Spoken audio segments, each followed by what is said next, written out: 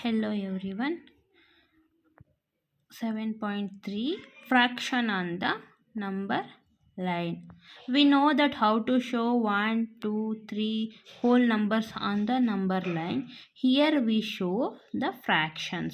For example, ನಾವು ತಗೊಳ್ಳೋಣ. Example 1/2. ಈ 1/2ನ ನಾವು ನಂಬರ್ ಲೈನ್ ಮೇಲೆ ಶೋ ಮಾಡಬೇಕು. ಈಗ ನಾನು ಸ್ಕೇಲಲ್ಲಿ ಬರ್ಕೊಳ್ಳಲ್ಲ, ಕೈಯಲ್ಲೇ ಸಿಂಪಲಾಗೊಂದು ನಂಬರ್ ಲೈನ್ನ ಡ್ರಾ ಮಾಡ್ತೀನಿ. ಸೊ ಇಲ್ಲಿ 0. ಈಗ ಡಿನಾಮಿನೇಟರಲ್ಲಿ ಎಷ್ಟಿದೆ? 2 ಇದೆ ಅಲ್ವಾ? ಸೊ ನಾವು 2 ಈಕ್ವಲ್ ಪಾರ್ಟ್ ಆಗಿ ಡಿವೈಡ್ ಮಾಡ್ಕೊಳ್ಳೋಣ. ನೀವು ಮೆಸರ್ಮೆಂಟ್ ತೊಗೊಳೋದರೆ 1 ಸೆಂಟಿಮೀಟರಿಗೆ ತೊಗೋಬೋದು. 1 ಸೆಂಟಿಮೀಟರ್ ಇಲ್ಲಿ 2 ಇದೆರಡೇ ಈಕ್ವಲ್ ಪಾರ್ಟಾಗಿ ಡಿವೈಡ್ ಮಾಡ್ಕೋಬೋದು. ಇಲ್ಲ 2 ಸೆಂಟಿಮೀಟರ್ ಈ ಥರ ಡಿವೈಡ್ ಮಾಡ್ಕೋಬೋದು. ಬಟ್ ನಾನಿಲ್ಲಿ ರಫಾಗಿ ಮಾಡ್ಕೋತಿರೋದ್ರಿಂದ ನಾನು ಮಿಡಲಲ್ಲಿ ಇದು ಒಂದು ಪಾರ್ಟು, ಇದು ಒಂದು ಪಾರ್ಟು. ಸೊ ಪಾರ್ಟ್ಗೆ ನಂಬರ್ ಕೊಟ್ಕೊಳ್ಳೋಣ. 1, 2 ಆಯಿತಾ? ಈಗ ಡಿನಾಮಿನೇಟರಲ್ಲಿ ಎಷ್ಟಿದೆ? 2 ಇದೆ. So we put 2 both numbers. ಆಯಿತಾ? ಇಲ್ಲಿ 2 ಕ್ಯಾನ್ಸಲ್ ಆಗಿ 1 ಬರುತ್ತೆ. ಅರ್ಥ ಆಯಿತಾ? So here we place the fraction. Here we show the fractions on the number line. ಹಾಗಾದರೆ ನಾವು ಇವಾಗ ಇದೇ ಥರನೇ 1/3ನ ನೋಡೋಣ. Example 2 1/3. We show the 1/3 on the number line ಅಲ್ವಾ? ಸೊ ಇಲ್ಲಿ ನಂಬರ್ ಲೈನ್ ಬರ್ಕೊಳ್ಳೋಣ. ಇಲ್ಲಿ ನಂಬರ್ ಲೈನ್ನ ಬರ್ಕೊಳ್ಳೋಣ. ಸೊ ಈಗ ಡಿನಾಮಿನೇಟರಲ್ಲಿ ಎಷ್ಟಿದೆ? 3 ಇದೆ. ಸೊ ನಾವು 3 ಈಕ್ವಲ್ ಪಾರ್ಟ್ಸ್ ಆಗಿ ಡಿವೈಡ್. ನೀವು ಅದೇ ಹೇಳಿದ್ನಲ್ಲ, 1 ಸೆಂಟಿಮೀಟರ್ ಆ ಥರನಾದರೂ ಮಾಡ್ಕೋಬಹುದು, ಇಲ್ಲ 2 ಸೆಂಟಿಮೀಟರ್. ಒಟ್ಟಿನಲ್ಲಿ ಪಾರ್ಟ್ಸ್ ಏನಾಗಿರಬೇಕು? ಇದು ಒಂದು, ಇಲ್ಲಿಂದ ಇಲ್ಲಿಗೆ ಒಂದು ಪಾರ್ಟು, ಇಲ್ಲಿಂದ ಇಲ್ಲಿಗೆ ಅದು ಈಕ್ವಲ್ ಆಗಿರಬೇಕು. ಅರ್ಥ ಆಯಿತಾ? ಹಿಯರ್ ವಿ 1, 2 ಇಲ್ಲಿ ನಾವು 3 ಈಕ್ವಲ್ ಪಾರ್ಟಾಗಿ ಮಾಡ್ಕೊಂಡಿದ್ದೀವಿ. ಇಲ್ಲಿಂದ ಇಲ್ಲಿಗೆ ಒಂದು, ಫಸ್ಟ್ ಏನಿದೆ 0, ಇಲ್ಲಿಂದ ಇಲ್ಲಿಗೆ 3 ಈಕ್ವಲ್ ಪಾರ್ಟಾಗಿ ಮಾಡ್ಕೊಂಡಿದ್ದೀವಲ್ವಾ? ಸೊ ನಾವು ನಮಗಿಲ್ಲಿ ಏನನ್ನು ನಾವು ನಂಬರ್ ಲೈನ್ ಮೇಲೆ ಶೋ ಮಾಡಬೇಕು? 1/3. ಸೊ ನಾವು 1/3ನ ನಾವು ನಂಬರ್ ಲೈನ್ ಮೇಲೆ ಬರ್ಕೊಂಡಿದ್ದೀವಿ. ಈ ಸೆಕೆಂಡ್ ಪಾರ್ಟ್ಗೆ ನಾವು ನೇಮ್ ಕೊಟ್ಕೊಳ್ಳೋಣ, 2, 3. ಅದೇ ರೀತಿ ನಾವು 2/3ನೂ ನಂಬರ್ ಲೈನ್ ಮೇಲೆ ಶೋ ಮಾಡಿ ಅಂತ ಕೊಟ್ಟಿರ್ತಾರೆ ಅಂದ್ಕೊಳ್ಳೋಣ. ಸೊ ಇಲ್ಲಿ ಹಿಯರ್ 2 ಇದೆ, ಇಲ್ಲೇನು ಬರ್ಕೊಳ್ಳೋಣ? ಹೋಲು 3, ಏನು ಡಿನಾಮಿನೇಟ್ರಲ್ಲಿ 3. ಅದೇ ಥರ ಇಲ್ಲೂ ಕೂಡ 3, ಇಲ್ಲಿ 1 ಕ್ಯಾನ್ಸಲ್ ಆಗಿ 1 ಬರುತ್ತೆ. Understand? Okay, next is proper fraction. Proper fraction ಅಂದರೆ ಪ್ರಾಪರ್ ಫ್ರ್ಯಾಕ್ಷನಲ್ಲಿ ಯಾವಾಗಲೂ ನ್ಯೂಮರೇಟರು ಲೆಸ್ ಆಗಿರಬೇಕು ಯಾವುದಕ್ಕಿಂತ? ಡಿನಾಮಿನೇಟರ್ಕಿನ್ನ. ಫಾರ್ ಎಕ್ಸಾಂಪಲ್ ನಾವು ತಗೊಳ್ಳೋದಾದರೆ ಎಕ್ಸಾಂಪಲ್ಸ್ 1/2, 3/5, ಹಾಗೆ 7/8 ಎಟ್ಸೆಟ್ರಾ. ಸೊ ಇಲ್ಲೇನಿದೆ ನಮಗೆ ಗೊತ್ತಾಗಿಸ್ತಿದೆ ಅಲ್ವಾ? ಇಲ್ಲಿ ನ್ಯೂಮರೇಟರು ಡಿನಾಮಿನೇಟರ್ಕಿನ್ನ ದೊಡ್ಡದಾಗಿದೆ, ಗ್ರೇಟರ್ ದ್ಯಾನ್. ಈಗ ಡಿನಾಮಿನೇಟರ್ಕಿನ್ನ ನ್ಯೂಮರೇಟರು ಲೆಸ್ ಆಗಿದೆ. ಸೊ ಈ ಥರ ನಾವು ಡಿನಾಮಿನೇಟರ್ಕಿನ್ನ ನ್ಯೂಮರೇಟರ್ ಕಡಿಮೆ ಇದ್ದರೆ ಇಂಥ ಫ್ರ್ಯಾಕ್ಷನ್ಗಳನ್ನ ನಾವು ಏನಂತ ಕರಿತೀವಿ? Proper fraction. ಹಾಗಾದರೆ next improper fraction. Improper fraction ಅಂತ ಅಂದರೆ ಏನು? Numerator is bigger than the denominator is called improper fraction. ಅಂದರೆ ಏನು ಎಕ್ಸಾಂಪಲ್ ನೋಡೋಣ ಗೊತ್ತಾಗ್ಸುತ್ತೆ.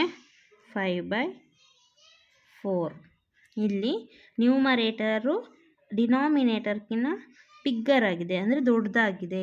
ಇಲ್ಲಿ ಪ್ರಾಪರ್ ಫ್ರ್ಯಾಕ್ಷನಲ್ಲಿ ಡಿನಾಮಿನೇಟರು ದೊಡ್ಡದಾಗಿರುತ್ತೆ, ನ್ಯೂಮರೇಟರು ಡಿನಾಮಿನೇಟರ್ಗಿಂತ ಚಿಕ್ಕದಾಗಿರುತ್ತೆ. ಅದೇ ಇಂಪ್ರಾಪರ್ ಫ್ರ್ಯಾಕ್ಷನಲ್ಲಿ ನ್ಯೂಮರೇಟರೇ ಬಿಗ್ಗರ್ ಆಗಿರುತ್ತೆ ಯಾವುದಕ್ಕಿಂತ, ಡಿನಾಮಿನೇಟರ್ಗಿಂತ.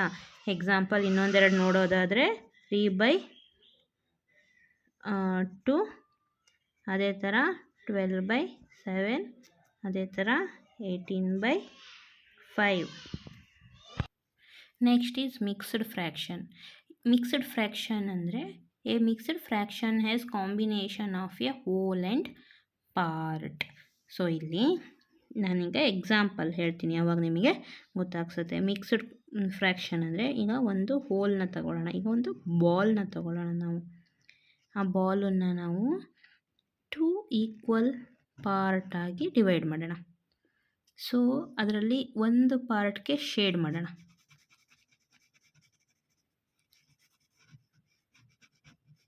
ಇವಾಗ ಇದನ್ನು ಫ್ರ್ಯಾಕ್ಷನಲ್ಲಿ ಬರೆಯೋಣ, ಓಕೆನಾ. ಇಲ್ಲಿ ಹೋಲ್ ಎಷ್ಟಿದೆ, ಒಂದು ಬಾಲ್ ಇದೆ. ಸೊ ಒಂದು ಹೋಲ್ ಎಷ್ಟು ಪಾರ್ಟಾಗಿ ಡಿವೈಡ್ ಮಾಡಿದ್ದಾರೆ, 1 2. ಸೊ 2 ಪಾರ್ಟಾಗಿ ಡಿವೈಡ್ ಮಾಡಿದ್ದಾರೆ. ಟೋಟಲ್ ನಂಬರ್ ಆಫ್ ಪಾರ್ಟನ್ನು ನಾವು ಎಲ್ಲಿ ಬರ್ಕೋತೀವಿ, ಡಿನಾಮಿನೇಟರಲ್ಲಿ ಬರ್ಕೋತೀವಿ. ಎಷ್ಟು ಪಾರ್ಟ್ಗೆ ಶೇಡ್ ಮಾಡಿದ್ದಾರೆ, 1. ಸೊ ಇಷ್ಟೇ ಮಿಕ್ಸ್ಡ್ ಫ್ರ್ಯಾಕ್ಷನ್ ಅಂದರೆ. ಈ ಥರ ಬರೆಯೋದನ್ನು ನಾವು ಮಿಕ್ಸ್ಡ್ ಫ್ರ್ಯಾಕ್ಷನ್ ಅಂತ ಕರಿತೀವಿ. ಅರ್ಥ ಆಯ್ತಾ? ನೆಕ್ಸ್ಟ್ ಇವಾಗ ನಮಗೆ ಪ್ರಾಪರ್ ಫ್ರ್ಯಾಕ್ಷನ್ನು, ಇಂಪ್ರಾಪರ್ ಫ್ರ್ಯಾಕ್ಷನ್ನು, ಮಿಕ್ಸ್ಡ್ ಫ್ರ್ಯಾಕ್ಷನ್ನು ಹೀಗೆಲ್ಲ ನೋಡಿದ್ವಿ ಅಲ್ವಾ. ಈಗ ನಾವು ಕೆಲವೊಂದು ಇಂಪ್ರಾಪರ್ ಫ್ರ್ಯಾಕ್ಷನನ್ನು ನಾವು ಮಿಕ್ಸ್ಡ್ ಫ್ರ್ಯಾಕ್ಷನಾಗಿ ಹೇಗೆ ಕನ್ವರ್ಟ್ ಮಾಡೋದು ಅಂತ ನೋಡೋಣ ಅಲ್ವಾ. ಈಗ ಫಾರ್ ಎಕ್ಸಾಂಪಲ್ ನಾವೊಂದಿಷ್ಟು ಎಕ್ಸಾಂಪಲ್ ತೊಗೊಂಡಿದ್ದೀನಿ. So first one is A ಅಂದರೆ 17/4 ಅಲ್ವಾ. ಈ 17/17 4ಇಂದ ಡಿವೈಡ್ ಮಾಡೋಣ. ಇಲ್ಲಿ 17 ಇಲ್ಲಿಂದ ಯಾವುದರಿಂದ ಡಿವೈಡ್ ಮಾಡೋಣ, 4ಇಂದ ಡಿವೈಡ್ ಮಾಡೋಣ. ಈಗ ನಮಗೆ ಗೊತ್ತು, ಈಗ 4 ಟೇಬಲ್ ಹೇಳ್ಸೋಣ, ಇದ್ರ ನಿಯರ್ ಇರಬೇಕು. So 4 4s 16. ಸೊ ರಿಮೈಂಡರ್ ಎಷ್ಟು ಉಳಿತು ನಮಗೆ, 1 ಅಲ್ವಾ. ಸೊ ನಾವು ಇದನ್ನು ನಾವೀಗ ಇದಿಷ್ಟನ್ನು ಇಟ್ಕೊಂಡು ನಾವು ಮಿಕ್ಸ್ಡ್ ಫ್ರ್ಯಾಕ್ಷನ್ ಆಗಿ ಬರೆಯೋಣ. ಓಕೆ, ನಮಗಿಲ್ಲಿ ಈಗ ಇದನ್ನು ಏನಂತ ಕರಿತೀವಿ, ಡಿವೈಸರ್ ಅಂತ ಕರಿತೀವಿ. ಹಾಗೆ 1ಅನ್ನು ನಾವೇನಂತ ಕರಿತೀವಿ, ರಿಮೈಂಡರ್ ಅಂತ ಕರಿತೀವಿ.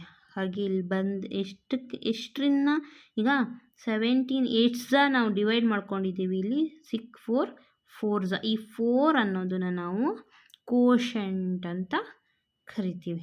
ಅರ್ಥ ಆಯಿತಾ? ಸೊ ನಾವು ಇವಾಗ ಅದಕ್ಕೊಂದು ಫಾರ್ಮುಲಾ ಇದೆ. ನಾವು ಈಗ ಮಿಕ್ಸ್ಡ್ ಫ್ರ್ಯಾಕ್ಷನನ್ನು ನಾವು ಹೇಗೆ ಕರಿತೀವಿ ಅಂತ ಅಂದರೆ, ಹೇಗೆ ಬರಿತೀವಿ ಅಂದರೆ, ಇಂಪ್ರಾಪರ್ ಫ್ರ್ಯಾಕ್ಷನ್ನ ನಾವು ಡಿವೈಡ್ ಮಾಡಿಕೊಂಡು ಕೋಶೆಂಟ್ನ ಫಸ್ಟ್ ಬರ್ಕೋತೀವಿ, ಡಿನಾಮಿನೇಟರಲ್ಲಿ ರಿಮೈಂಡರ್ನ ಬರ್ಕೋತೀವಿ, ನ್ಯೂಮರೇಟರಲ್ಲಿ ಡಿನಾಮಿನೇಟರಲ್ಲಿ ಡಿವೈಸರ್ನ ಬರ್ಕೋತೀವಿ. ಸೊ ನಮಗೆ ಫಸ್ಟ್ ಒನ್ ನೋಡೋದಾದರೆ ಈಕ್ವಲ್ಸ್, ಇದರಲ್ಲಿ ಕೋಶೆಂಟ್ ಎಷ್ಟಿದೆ, 4. ಸೊ ಇದೆ 4 ಆ್ಯಂಡ್ ನೆಕ್ಸ್ಟ್ ಡಿನಾಮಿನೇಟರಲ್ಲಿ ಡಿವೈಸರ್ನ ಬರ್ಕೋತೀವಿ. ಸೊ ಡಿವೈಸರ್ ಎಷ್ಟಿದೆ, 4 ಆ್ಯಂಡ್ ದೆನ್ ರಿಮೈಂಡರು 1. ಇದು ಮಿಕ್ಸ್ಡ್ ಫ್ರ್ಯಾಕ್ಷನ್ ಆಯ್ತಲ್ವಾ. ಅದೇ ಥರ ನೆಕ್ಸ್ಟ್ ಒನ್ ನೋಡೋಣ. 11ಅನ್ನು ನಾವು 3ಇಂದ ಡಿವೈಡ್ ಮಾಡ್ತೀವಿ. 3s 9 ಅಲ್ವಾ. 3 3s 9. ಇಲ್ಲಿ ಎಷ್ಟು ಉಳೀತು, 2 ಉಳೀತು. ಇದು ಡಿವೈಸರು, ಇದು ಕೋಶಂಟು, ಇದು ರಿಮೈಂಡರ್ ಅಲ್ವಾ. ಸೊ ನಾವು ಅದನ್ನು ಬರ್ಕೊಳ್ಳೋದಾದರೆ ಫಸ್ಟ್ ಏನು, ಕೋಶೆಂಟ್ನ ಬರ್ಕೋಬೇಕು. ಕೋಶೆಂಟ್ ಎಷ್ಟು, 3. ಡಿವೈಸರ್ ಎಷ್ಟು, 3. ರಿಮೈಂಡರ್ ಎಷ್ಟು 2. ಸೊ ಇದನ್ನು ನಾವು 3 2/3 ಅಂತನಾದ್ರು ಅನ್ಬೋದು, 3 2/3 ಅಂತನೂ ಬರೀಬೋದು. ನಾವು ಇದನ್ನು ಹೋಲ್ ಅಂತ ಕನ್ಸಿಡರ್ ಮಾಡ್ತೀವಿ. ಇದನ್ನು ಪಾರ್ಟ್ಸ್ ಅಂದರೆ ಎಷ್ಟು ಪಾರ್ಟಾಗಿ ಡಿವೈಡ್ ಮಾಡ್ತೀವಿ ಅಂತ ಹೇಳಿ ಕನ್ಸಿಡರ್ ಮಾಡ್ತೀವಿ. ಇದು ಎಷ್ಟು ಪಾರ್ಟ್ನ ಟೇಕನ್ ಔಟ್ ಅಂತ ಕನ್ಸಿಡರ್ ಮಾಡ್ತೀವಿ. ಅರ್ಥ ಆಯಿತಾ? ಅದೇ ಥರ 27/5 ಇದೆ. 5ಇಂದ ನಾವು 27ನ ಡಿವೈಡ್ ಮಾಡೋಣ. 5 5s 25. ಸೊ ಇಲ್ಲಿ ನಮಗೆ ಎಷ್ಟು ಉಳೀತು? 2 ಉಳೀತು. ಅದನ್ನು ನಾವು ಬರ್ಕೊಳ್ಳೋದಾದರೆ quotient, divisor, remainder. Last one ಇದೆ. ಇದು 7ನ್ನು 3ಇಂದ ಡಿವೈಡ್ ಮಾಡೋಣ. ಸೊ ಇಲ್ಲಿ 3 2s 6, 1 ಉಳೀತು. ಇಲ್ಲಿ ಕೋಶಂಟ್ ಎಷ್ಟಿದೆ? 2 ಇದೆ. ಇದು 2 ಕೋಶಂಟ್, ಡಿವೈಸರ್ 3 ಇದೆ. ಇಲ್ಲಿ ರಿಮೈಂಡರ್ 1 2 1/3. ಇದನ್ನು ನಾವು ಫಾರ್ಮುಲಾದಲ್ಲಿ ನಾವು ಹೇಗೆ ಬರ್ಕೋಬೋದು ಅಂದರೆ ಕೋಶಂಟ್ ರಿಮೈಂಡರ್ ಬೈ ಡಿವೈಸರ್. ಅರ್ಥ ಆಯಿತಾ? ಇದೇ ಥರ ಈಗ express the following mixed fraction as a improper fraction. ಈಗ ಲಾಸ್ಟ್ ನಾವು ಎಕ್ಸಾಂಪಲ್ 1ನಲ್ಲಿ ಏನು ನೋಡಿದ್ವಿ? ಇಂಪ್ರಾಪರ್ ಫ್ರ್ಯಾಕ್ಷನನ್ನು ನಾವು ಮಿಕ್ಸ್ಡ್ ಫ್ರ್ಯಾಕ್ಷನ್ ಆಗಿ ಕನ್ವರ್ಟ್ ಮಾಡೋದು ನೋಡಿದ್ವಿ ಅಲ್ವಾ? ಅದೇ ಥರ ಇಲ್ಲಿ ಮಿಕ್ಸ್ಡ್ ಫ್ರ್ಯಾಕ್ಷನನ್ನು ನಾವು ಇಂಪ್ರಾಪರ್ ಫ್ರ್ಯಾಕ್ಷನ್ ಆಗಿ ನಾವು ಕನ್ವರ್ಟ್ ಮಾಡಬೇಕು. ಮಿಕ್ಸ್ಡ್ ಫ್ರ್ಯಾಕ್ಷನ್ ಅಂದರೆ ಎಕ್ಸಾಂಪಲ್ ಗೊತ್ತಲ್ವಾ? 2 3/4 ಆರ್ 3/4. ಅದಕ್ಕೊಂದು ಫಾರ್ಮುಲಾ ಇದೆ. ಏನು?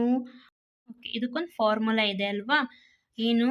Whole into denominator plus numerator divided by denominator ಅಂತ ಕೊಟ್ಟಿದ್ದಾರಲ್ವ. ನಾವು ಇದಕ್ಕೆ ಅಪ್ಲೈ ಮಾಡೋಣ. ಇಲ್ಲಿ ಹೋಲ್ ಎಷ್ಟು? 2, ನ್ಯೂಮರೇಟರ್ ಏನು? 3, ಡಿನಾಮಿನೇಟರ್ ಏನು? 4.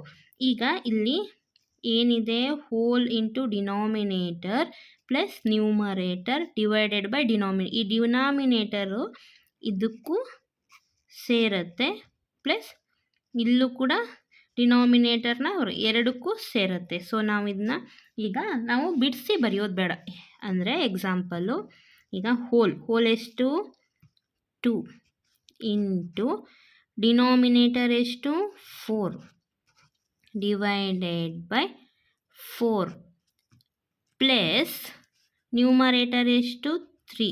ಈ ಡಿನಾಮಿನೇಟರು ಇದಕ್ಕೂ ಸೇರುತ್ತೆ, ಇದಕ್ಕೂ ಸೇರುತ್ತೆ. ಸೊ ಅದಕ್ಕೆ ಬಿಡಿಸಿ ಬರೆಯೋದಾದರೆ ಈ ಥರ ನಾವು ಬರ್ಕೋಬಹುದಲ್ವಾ?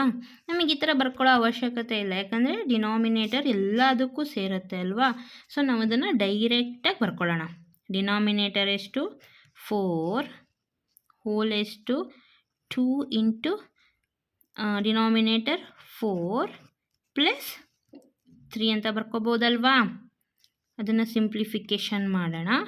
2 4s 8 ಪ್ಲಸ್ 3 ಡಿವೈಡೆಡ್ ಬೈ 4. ಈಗ 8 ಪ್ಲಸ್ 3 ಎಷ್ಟು?